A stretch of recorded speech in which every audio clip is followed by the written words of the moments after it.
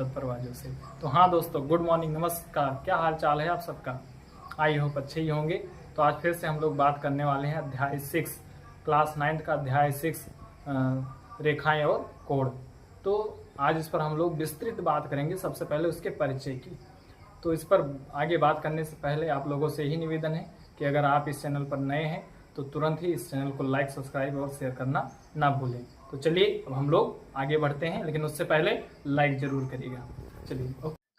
तो देखिए, आज हम लोग बात करेंगे अध्याय 6, संख्याएं और कोण। संख्याएं और कोण में सबसे पहले हमें सीखना है रेखा।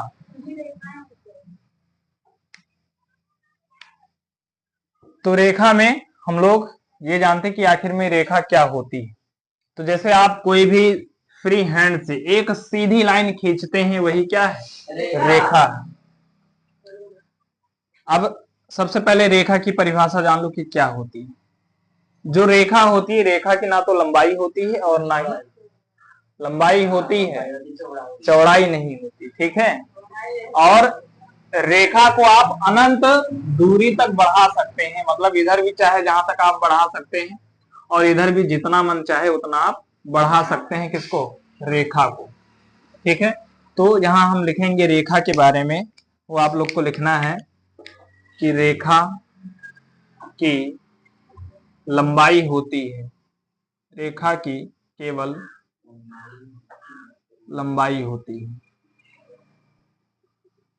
लंबाई होती है, चौड़ाई नहीं होती, चौड़ाई नहीं होती। इसकी लंबाई को, इसकी लंबाई को दोनों तरफ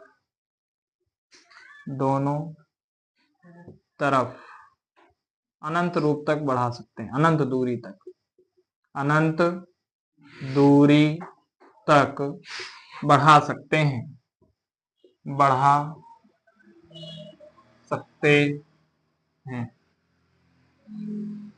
इसे सरल रेखा भी कहते हैं, इसे सरल रेखा भी कहते हैं। तो ये आपकी रेखा हो गई, ये रेखा की परिभाषा हो गई। चाहो तो इस पर मतलब एक बिंदु आप निर्धारित कर सकते हो, ए से बी तक, ठीक है। बाकी इसको आप अनंत रूप तक बढ़ा सकते हो, चाहे इधर चाहे इधर। तो ये हो गया आपकी रेखा। अब बात करते हैं किरण। तो जो किरण होता है, किरण इस तरीके से होती है। किरण का खाली एक ही स्टार्टिंग बिंदु होता है। जैसे रेखा में दो तरफ बिंदुएं होती हैं, एक इधर और इधर, चाहे रेखा हो या रेखाखंड हो, उस पर दो तरफ बिंदुएं होती हैं, एक इधर होता है और एक इधर होता है। लेकिन जो किरण है आपकी, उसमें खाली एक ही स्टार्टिंग बिंदु होता है। इसमें दो स्टार्टिंग बिंदु हो सकता है, एक इधर से एक इधर से, लेकिन इसमें खाली एक ही स्टार्टिंग बिंदु होता है और किरण की दिशा केवल एक ही तरफ होती है, जबकि रेखा की दिशा दो तरफ होती है। रेखा या रेखाखंड की जो दिशा होती है वो दो तरफ होती है, जबकि किरण की जो दिशा है वो केवल एक तरफ होती है। तो इसमें आपको लिखना है किरण का केवल एक शुरुआती बिंदु होता है,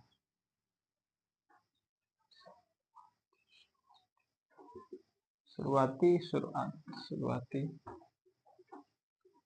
बिंदु होता है।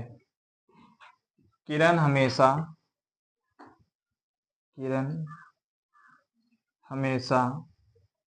एक दिशा में, एक दिशा में गमन करती है। गमन मतलब जाती, गमन करती है। इसकी लंबाई भी अनंत दूरी तक हो सकती है। इसकी लंबाई भी, इसकी लंबाई भी एक दिशा में, एक दिशा में अनंत दूरी तक हो सकती है। ये हो गया। अब यहां आप चाहो तो लिख दो ए और यहां बिंदु कोई भी लिख दो बी, मतलब ए से बी की तरफ जा रही है। इसका मतलब क्या होगा कि ए से बी की तरफ ये किरण जा रही है। अब आगे हम लोग बात करेंगे रेखाखंड। रेखाखंड हमने एक दो बार और बताया है आप लोगों को, आज फिर से एक बार बता दे रहे हैं कि रेखाखंड क्या होता है। रेखाखंड, तो जो रेखाखंड होता है, हमने कहा था कोई भी रेखा हो, कोई भी रेखा, उसमें दो बिंदु हो गया, वही दो बिंदु मिलकर आपका एक रेखाखंड बनाता है। यही दो बिंदुएं आपकी क्या बनाएंगी, रेखाखंड बनाएंगी। इसी को अगर आप काट के निकाल लो यहां से, ये आपका रेखाखंड कहलाएगा। खंड माने टुकड़ा, किसी रेखा का टुकड़ा ही रेखाखंड कहलाता है। अब यहां पर लिखेंगे यही कि किसी रेखा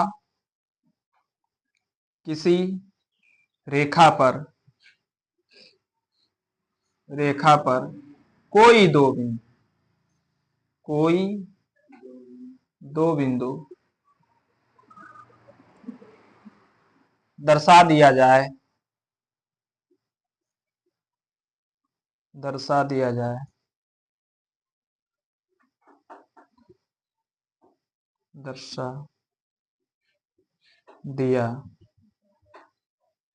जाए तब वे दोनों बिंदुएं मिलकर, तब वे दोनों बिंदुएं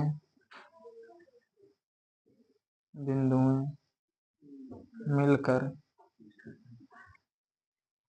एक रेखाखंड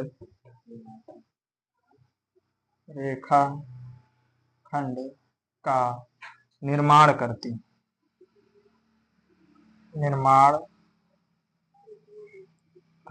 है। हो गया, ठीक है।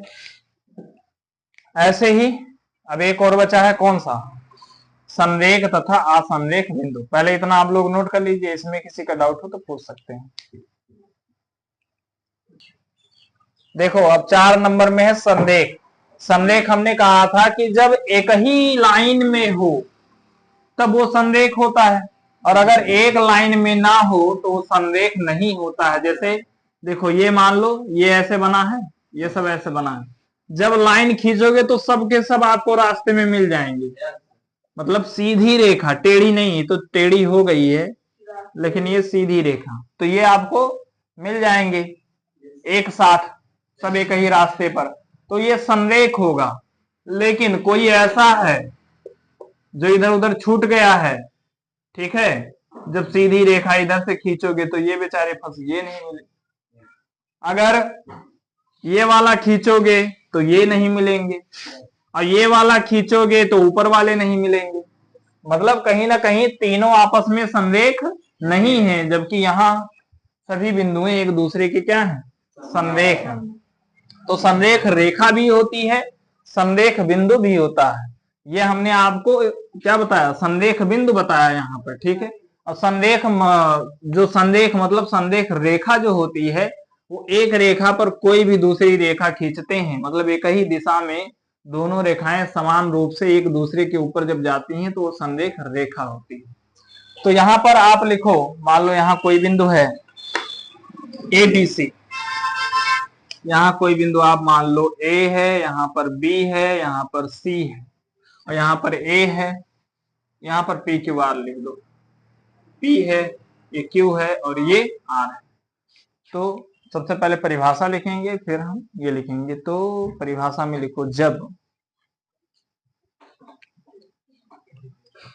दो या दो से अधिक बिंदुएं, दो या दो से अधिक बिंदुएं बिंदुएं एक ही रेखा पर स्थित हो, एक ही रेखा पर स्थित हो तब उसे संरेख कहते हैं। संरेख कहते हैं। ठीक है, एग्जाम्पल ABC, रेखा ABC या बिंदु ABC। ठीक है, ये हो गया संरेख। अब असंरेख देखते हैं कि असंरेख क्या है। तो असंरेख, असंरेख में लिखना है आपको, यही लिख दो, इसी का जस्ट उल्टा। जब दो या दो से अधिक बिंदुएं एक रेखा पर स्थित ना हो तब उसे क्या कहते हैं? असंरेख कहते हैं। जब दो या दो से अधिक बिंदुएं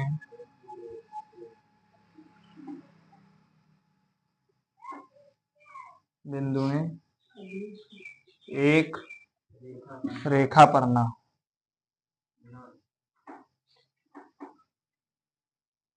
पर स्थित ना हो तब उसे असंरेख कहते हैं। असंरेख कहते हैं। Example PQR।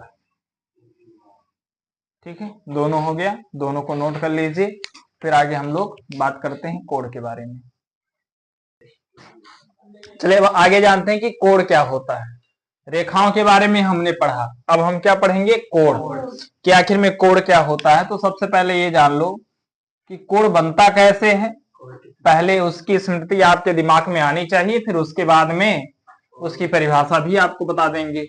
तो ये आपका कोड है। कोड इस तरीके से बनता है। कोड में दो रेखाएं होती हैं या किरणें, दो किरणें होती हैं, रेखाएं नहीं, दो किरण होती है। ये क्या है? एक किरणीय है, एक किरणीय है, और जिनका प्रारंभिक बिंदु एक होता है। दो आसंरेख जब एक उभयनिष्ठ बिंदु पर मिलते हैं, दो आसंरेख किरणें जब एक उभयनिष्ठ बिंदु पर मिलते हैं तो उसे ही कोण कहते हैं। इतनी छोटी इसकी परिभाषा है, बिल्कुल आसानी से याद हो जाएगी। फिलहाल एग्जाम में बहुत कम ही पूछा जाता है ये बातें। तो देखो परिभाषा लिख लेते हैं, फिर और इसके बारे में जानते हैं।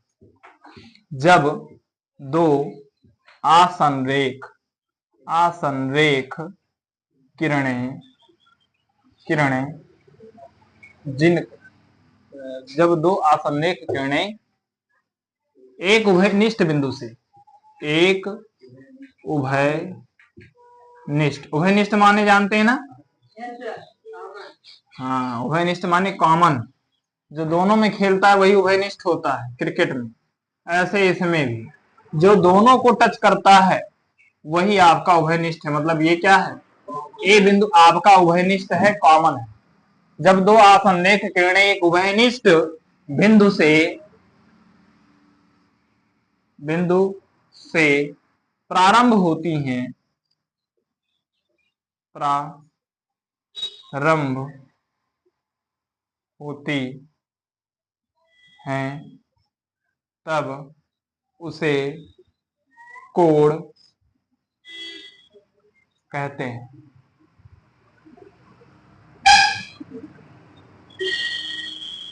सभी क्लासों में इसके प्रकार अलग अलग हैं। आप में भी मुख्यतः तो 5 ही प्रकार दिया है और टोटल लगभग 10-11 प्रकार दिया है। लेकिन मुख्यतः जो प्रकार आपके बुक के हिसाब से माना जाएगा वो 5 प्रकार माना जाएगा। ठीक है, वैसे हम बताएंगे आपको उससे अधिक, लेकिन मुख्यतः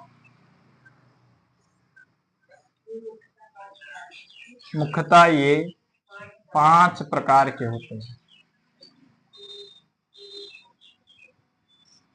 होते हैं। बस इतना लिख लो, बाकी इसके आगे मतलब और विस्तृत बताएंगे आपको। तो ये आपका कोड हो गया।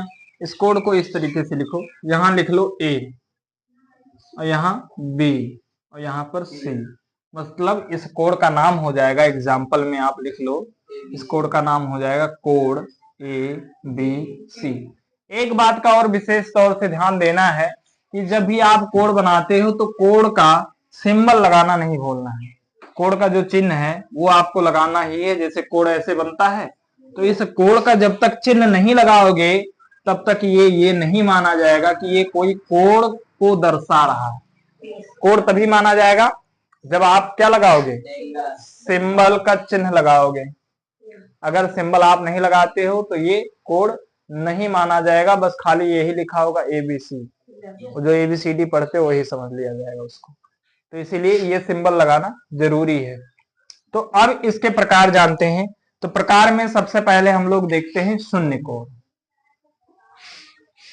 शून्य कोड, शून्य कोड जो होता है, जैसे एक कोई किरण है और इस किरण पर दूसरी किरण भी इसी से गुजर जाए तो ये कौन सा कोड बनाएगी, शून्य कोड, 0 डिग्री। ठीक है, तो ये क्या कहलाएगा, शून्य कोड। मतलब शून्य कोड में एक ही होता है और वो भी क्या, 0 डिग्री, मतलब शून्य कोड। ये शून्य कोड का आपका एग्जाम्पल हो गया। दूसरा न्यून कोड। न्यून कोड जो होता है वो आपका 0 डिग्री से अधिक और 90 डिग्री से कम, ये आपका क्या होता है, न्यून कोड होता है। इसमें से कोई भी कोड आपका न्यून कोड कहलाएगा। जैसे समझ लो कि ये आपका 0 डिग्री है, मैंने बताया, ठीक है, सीधी रेखा है, सीधी किरण है, तो वो क्या है, 0 डिग्री। अब और ये आपका 90 डिग्री है, ये आपका 90 डिग्री का कोड है, ठीक, इसको समकोण भी कहते हैं। तो इसके बीच में, इसके बीच में पहली तो रेखा यही होती है जो किरण आपके कोड बनाती है। इसके बीच में कहीं से भी आप अगर इस तरीके से बना देते हैं कोई भी कोड, तो ये सारा का सारा कोड आपका क्या कहलाएगा, न्यून कोड कहलाएगा। मतलब 90 से कम रहे, ये सब का सब 90 से कम है, ये 90 से कम है, ये सब का सब आपका क्या है, न्यून कोड है।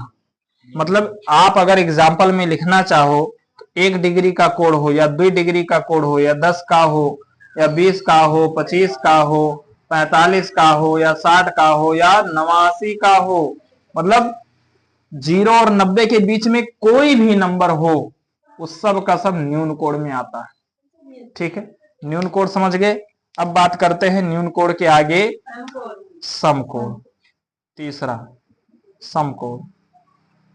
तो जो सम कोड है, सम कोड आपका कितने डिग्री का होता है, 90 डिग्री का होता है। एक ही कोड होता है 90 डिग्री। इसमें खाली एक लाइन इधर से सीधा, एक लाइन ऊपर से सीधा, इसको ऐसे दोनों किरण को अगर मिला दिया जाए तो ये आपका सम कोड बनाता है। इसमें एक ही कोड होता है 90 कोड, जबकि इसमें आपके 88 कोड होते हैं। नहीं 88 का है, 89 कोड। सिर्फ 0 नहीं होता और 90 नहीं होता, इसमें आपके 89 कोड होते हैं, जबकि इसमें खाली एक ही कोड होता है 90 डिग्री। इसमें खाली एक ही कोड होता है, वो 0 डिग्री। तो ये 3 बातें आप समझ गए। ठीक है, सम कोड में अभी भी किसी को दिक्कत हो तो बताओ। मैंने कहा कि एक इधर से सीधी और एक उसके ऊपर लंब, लंब आप सीखे थे। तो एक क्षैतिज रेखा और एक ऊर्ध्वाधर रेखा, दोनों रेखाएं मिलाकर क्या बना देती हैं, सम कोड बना देती हैं। तो 3 प्रकार पढ़ लिए हैं, चौथा इसके आगे पढ़ते, तब तक इसको नोट कर लीजिए आप लोग। तो अब हम लोग बात करेंगे अधिक कोड की। अधिक माने ज्यादा। अधिक माने ज्यादा मतलब ये है कि जो कोड आपका 90 से ज्यादा हो लेकिन 180 से कम हो, वो कोड आपका अधिक कोड कहलाता है। जैसे हमने सम कोड बनाया था, तो ये आपका सम कोड होता है और ये आपका 180 डिग्री होता है। तो इसके मतलब 180 और ये जो 90 है, इनके बीच में कहीं भी कोड रहेगा तो वो आपका क्या कहलाएगा, अधिक कोड कहलाएगा। जैसे आप मान लो ये खींच रहे हो तो पहली रेखा तो यहीं पर रहेगी, दूसरी चाहे यहां हो, चाहे दूसरी यहां हो, चाहे यहां हो, चाहे इस तरीके से, ये सब का सब कोड आपका अधिक कोड है। मतलब कि इस तरीके से ये आपने ये बनाया, ये आपका अधिक कोड है, ये आपका अधिक कोड है, ये आपका अधिक कोड है। मतलब इसके बीच की कोई भी कोड जो रहेगा उस सब का सब अधिक कोड कहलाएगा। ये आपका है चौथा नंबर। तो अधिक कोड में 90 से ज्यादा, मतलब चाहे 91 हो, चाहे 92 हो, चाहे आपका 100 हो, चाहे आपका 101 हो, चाहे 150 हो, या 179 हो, ये सब का सब कोड आपका क्या है, अधिक कोड है। ठीक है, इस मतलब इसके और इसके बीच का कोई भी संख्या ले लो, 103, 104, 105, 115, 116, कुछ भी हो, उस सब का सब अधिक कोड कहलाता है। अधिक कोड का एग्जाम्पल हो गया। इस तरीके से अधिक कोड आपका बनता है। अब बात करेंगे अधिक कोड के बाद रिज कोड। 4 के बाद 5 रिज कोड को रैखिक कोड भी कहते हैं। रैखिक कोड या सरल कोड। सरल कोड क्यों कहते हैं, क्योंकि ये बहुत ही सरल होता है। बस एक सीधी लाइन खींच दो, वो आपका कोड बन ही जाता है।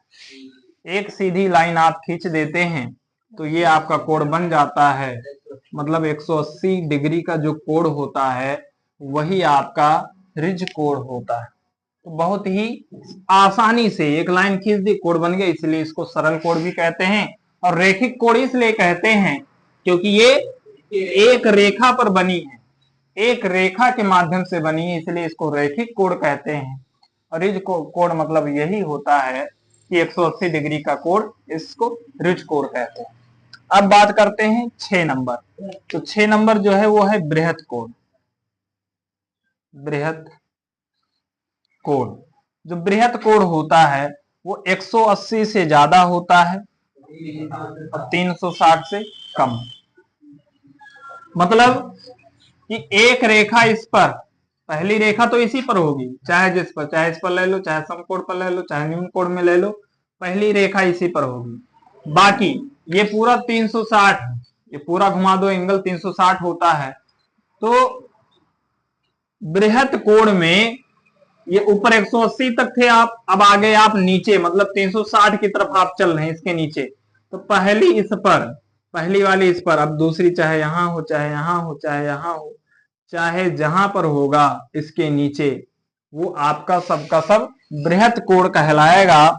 मतलब कि ये कोड आपका बनेगा कैसे, तो ये कोड बनेगा पहला ऐसे और दूसरा ऐसे, पहला ऐसे। ये सब का सब कोड जो बना रहे हैं वो आपका क्या है, बृहत कोड है। ये बृहत कोड है, ये सब आपका बृहत कोड है। ये बृहत कोड का एग्जांपल है। मतलब 181 से शुरू होता है, 181 हो गया, 182 हो गया, आपका जो है 200 हो गया, 201 हो गया, या 250 हो गया, या 300 हो गया, या 301 हो गया, या 350 हो गया, 359 तक। 181 से 359, मतलब ये पूरा का पूरा आपका क्या है, बृहत कोड है। इसके बीच में कोई भी नंबर लिख लो तो वो आपका बृहत कोड ही कहलाएगा। अब इसके बाद 6 के बाद 7 संपूर्ण कोड। संपूर्ण कोड जानते हैं क्या होता है? संपूर्ण मतलब होता ही है कि पूरा, पूर्ण माने पूरा।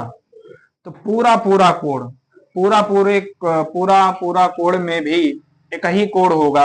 एग्जाम्पल 360 डिग्री का जो कोड है वो पूरा कोड है। मतलब कि कोई एक लाइन है, इस पर पूरा एक बार ऐसे राउंड घुमा दो, ये आपका 360 डिग्री का कोड बन जाता है। जैसे सम कोड में एक ही कोड होता है, रिज कोड में एक ही कोड होता है, उसी प्रकार शून्य कोड में भी एक ही कोड होता है और संपूर्ण कोड में भी एक ही कोड होता है।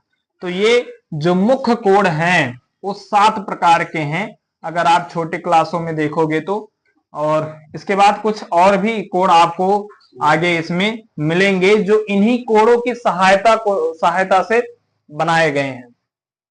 फिलहाल मुख्यतः जो कोड हैं आपके क्लास में 5 हैं, लेकिन अदर क्लास को भी अगर आप मिलाते हैं तो मुख्यतः 7 प्रकार होते हैं कोडों के। ठीक है, तो इतना नोट कर लीजिए, फिर इसके आगे हम लोग बात करते हैं।